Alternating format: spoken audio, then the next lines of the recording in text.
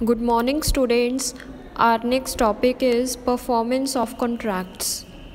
So, let us start with the meaning of performance.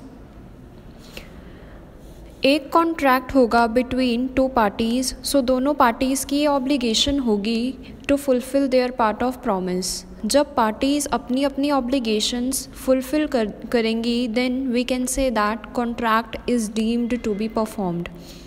एक contract की performance तो होगी जब दोनों पार्टीज़ अपनी ऑब्लिगेशन को फुलफ़िल करेंगी with in the specified time period and in a manner which is prescribed in the contract. And अगर कॉन्ट्रैक्ट कंप्लीट होने से पहले पार्टी की डेथ हो जाती है तो उस केस में जो पार्टी का लीगल रिप्रेजेंटेटिव होगा वो बाउंड होगा to fulfil that party's obligation. For example, A ने प्रॉमिस किया to deliver the goods to be for ₹2 lakhs on a certain date, and अगर ए की डेथ हो गई बिफोर दैट डेट तो जो ए का लीगल रिप्रेजेंटेटिव होगा वो बाउंड हो जाएगा to deliver the goods on the said date to be. तो इस केस में जो ए है वो लीगली बाउंड होगा अपना प्रॉमिस फुलफ़िल करने के लिए. बट इन केस अगर ए की डेथ हो गई तो जो उसका लीगल रिप्रेजेंटेटिव होगा वो उसके पार्ट पे उसका कॉन्ट्रैक्ट फुलफ़िल करेगा, उसका प्रॉमिस, उसका कॉन्ट्रैक्ट परफॉर्म करेगा. सो अकॉर्डिंग टू सेक्शन 37 अब जो कॉन्ट्रैक्ट है वो फुलफ़िल हो पाएगा in the two ways. Performance of the contract takes place when the parties to the contract fulfil their obligations arising under it within the time and in the manner prescribed in the contract. So according to section 37 अब जो contract है वो fulfil हो सकता है two ways में. First is actual performance and next is attempted performance और an offer of performance. So first is actual performance, जहाँ दोनों पार्टीज़ ने अपनी अपनी ऑब्लिगेशंस फुलफ़िल कर दी वहाँ कॉन्ट्रैक्ट परफॉर्म हो जाएगा. सो इस केस में contract is said to be actually performed because दोनों पार्टीज़ ने अपने पार्ट का जो प्रॉमिस है, जो ऑब्लिगेशन है वो फुलफ़िल कर दिया. तो हम बोल सकते हैं कि जो कॉन्ट्रैक्ट है वो क्या हो गया, एक्चुअली परफॉर्म्ड हो गया. तो इस केस में जब दोनों पार्टीज़ ने अपनी अपनी ऑब्लिगेशन फुलफ़िल कर दी तो वहाँ कॉन्ट्रैक्ट क्या हो जाएगा, परफॉर्म्ड हो जाएगा. नेक्स्ट इज़ अटेम्प्टेड परफॉर्मेंस और एन ऑफर ऑफ परफॉर्मेंस, जहाँ प्रॉमिसर ने ओनली ऑफ़र किया है to perform his obligation at a proper date and time but promisee ने अभी उस ऑफ़र को एक्सेप्ट नहीं किया. इट मीन्स जहाँ ओनली इंटेंशन एक्सप्रेस की है प्रॉमिसर ने टू प्रॉमिसी कि वो अपनी ऑब्लिगेशन परफॉर्म करे, so such an offer is called attempted performance. Next comes the essentials of a valid tender. According to section 28, tender means an offer of money to another person but an unconditional offer. मतलब जहाँ कोई भी condition ना हो under a contract. So tender means एक offer place करना money के लिए to another person, but वो offer कैसा होना चाहिए, unconditional होना चाहिए. नेक्स्ट असेंशियल्स क्या क्या होंगे एक टेंडर के, एक ऑफ़र के.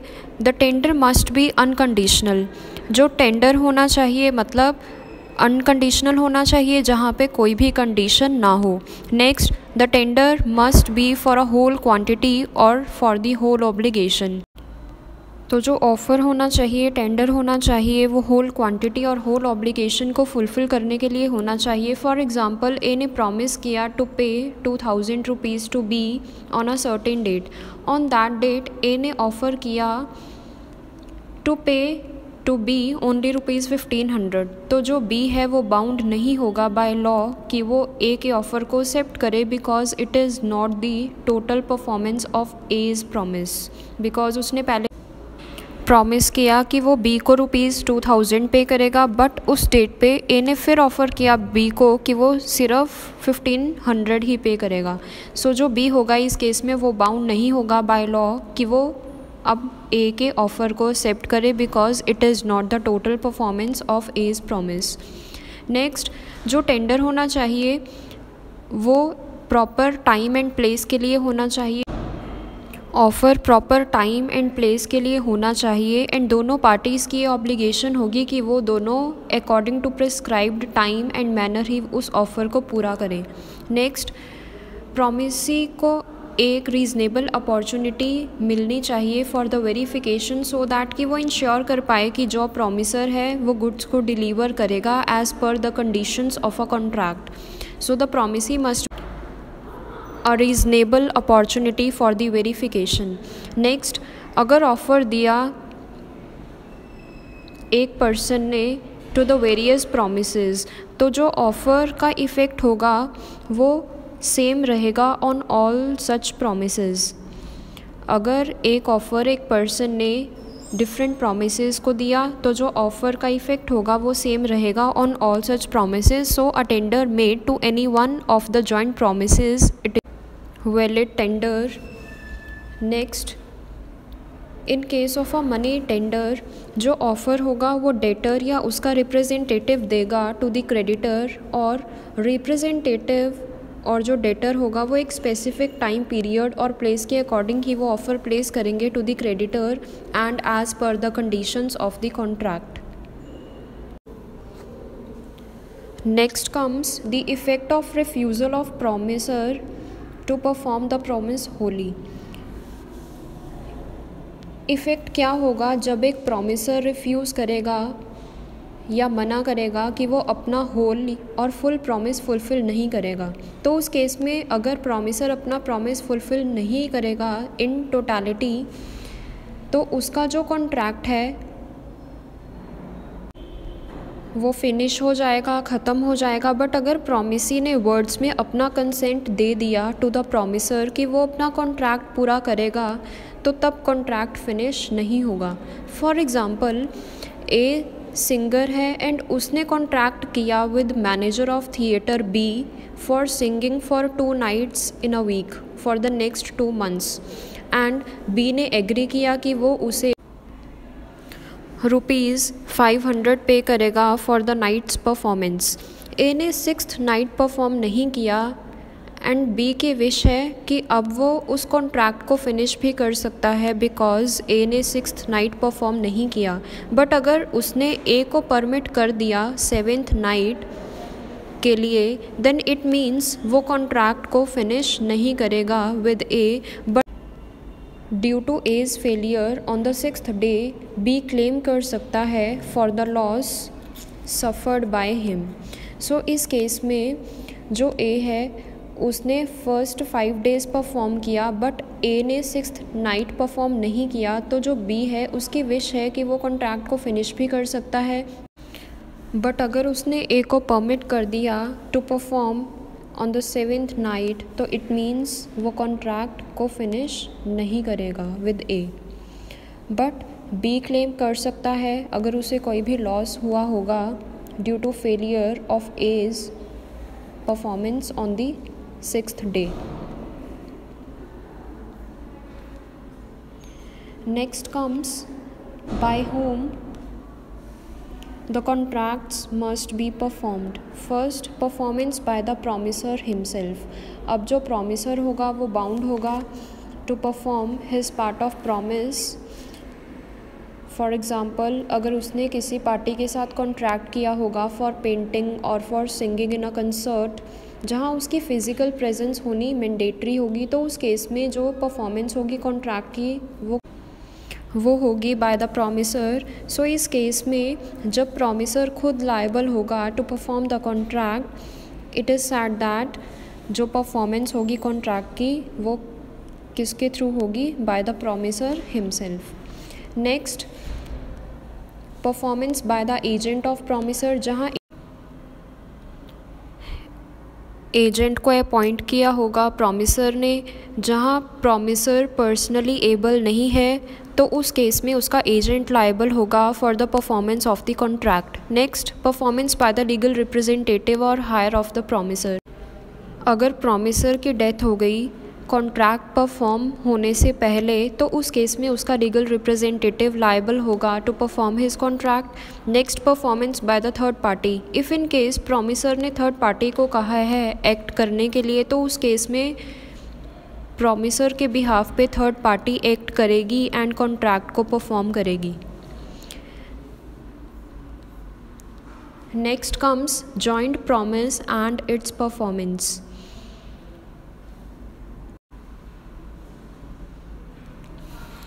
जब दो या दो से ज़्यादा पार्टीज़ ने प्रॉमिस किया होगा वो प्रॉमिस होगा joint promise and joint promisors lawfully bound होंगे to fulfil that joint promise.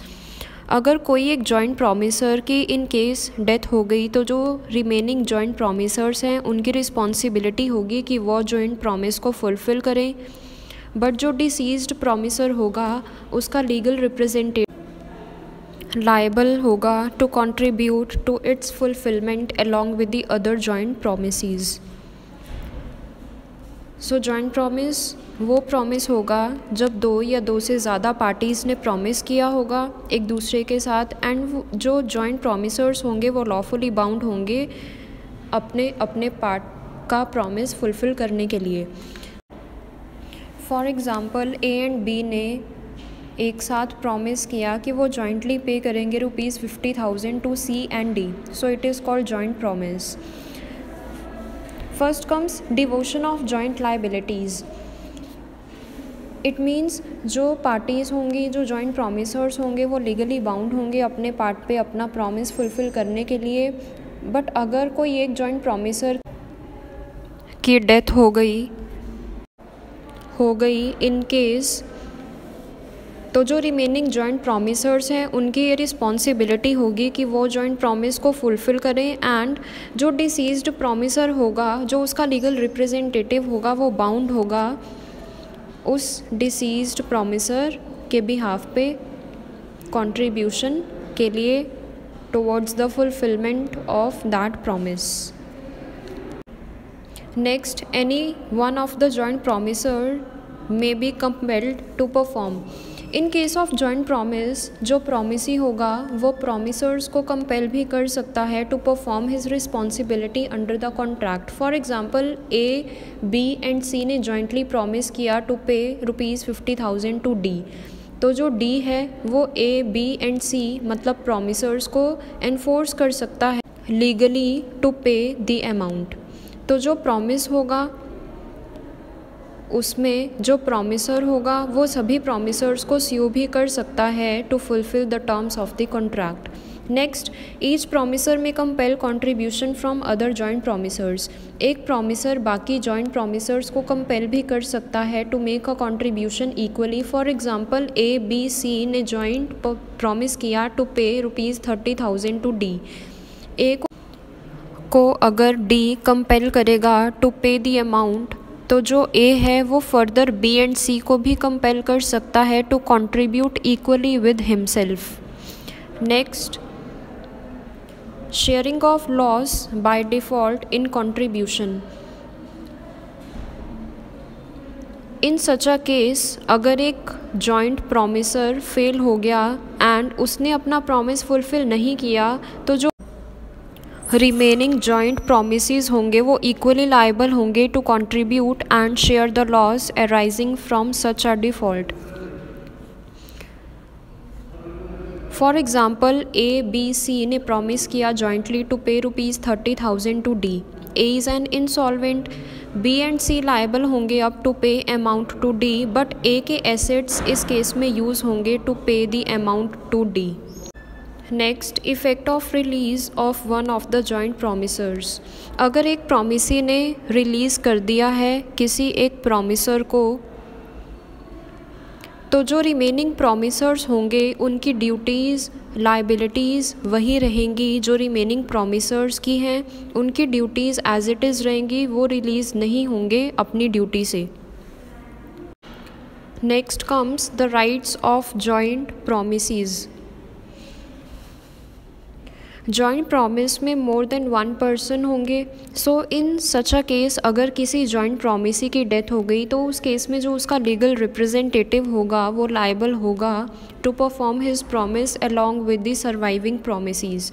For example A ने लोन लिया from B and C jointly and उसने प्रॉमिस किया to repay it with the interest on a specific date, but B की death हो गई, तो इस केस में जो बी का लीगल रिप्रेजेंटेटिव होगा वो लायबल होगा in place of B along with the C, but in case of C is death जो सी का लीगल रिप्रेजेंटेटिव होगा वो भी बाउंड होगा, लायबल होगा अलॉन्ग विद द बीज रिप्रेजेंटेटिव। सो जॉइंट प्रॉमिसी की ये रिस्पॉन्सिबिलिटी होगी कि वो अपना प्रॉमिस फुलफ़िल करे, and in case of death of joint promisee जो उसका लीगल रिप्रेजेंटेटिव होगा वो बाउंड होगा उस डिसीज्ड पर्सन के बिहाफ पे कंट्रीब्यूट करने के लिए। Next comes the time and place for the performance. First case where no application is to be made and no time is specified. इस केस में अगर प्रॉमिसर एंड प्रॉमिसी में promise हुआ होगा but without an application form and ना ही time specified होगा कि promise की परफॉर्मेंस कब हो, तो उस केस में प्रॉमिस फुलफ़िल होना चाहिए within the reasonable time period. Next where time is specified, तो जहाँ टाइम स्पेसिफाइड होगा for the performance of the promise, तो उस केस में उसी टाइम पीरियड के विद इन ही प्रॉमिस फुलफ़िल होना चाहिए। Next when application is to be made by the promisee for performance on a certain day, in case जहाँ application form बनाया गया by the promisee for the performance on a certain day, तो उस case में promisee की ये responsibility होगी, duty होगी कि वो अपना प्रॉमिस फुलफ़िल करे on that particular day only. Next application by promisor when no place is fixed for the performance.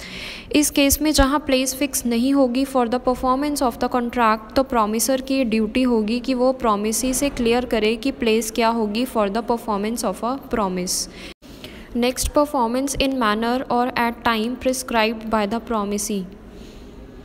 Performance उसी मैनर में होनी चाहिए जो मैनर प्रिस्क्राइब्ड किया होगा by the promisee. Next, time as essence of contract. If time is the essence of contract, जो promiser होगा वो bound होगा to perform the promise before the stipulated time period. And if time is not the essence of a contract, तो जो promiser है वो promise को fulfill करेगा within the reasonable time period. But if reasonable time period के within अगर promiser ने अपना promise fulfill नहीं किया, तो जो प्रॉमिसर होगा वो बाउंड होगा to pay the compensation to promisee in case of any loss to the promisee. Next comes the reciprocal promise and their performance. जहाँ दो पार्टीज़ होंगी एंड कंसिडरेशन होगा एक दूसरे के लिए, तो वो रेसिप्रोकल प्रॉमिस होगा। ये कॉन्ट्रैक्ट्स यूनिलेटरल भी हो सकते हैं एंड बायलैटरल भी हो सकते हैं। इन केस ऑफ यूनिलेटरल जहाँ एक पार्टी ने अपनी ऑब्लिगेशन फुलफ़िल कर दी बट दूसरी पार्टी ने स्टिल अभी फुलफ़िल करनी है, and in case of bilateral जहाँ दोनों पार्टीज़ ने अभी अपनी ऑब्लिगेशन फुलफ़िल करनी है सिमुल्टेनियसली इन द नियर फ्यूचर।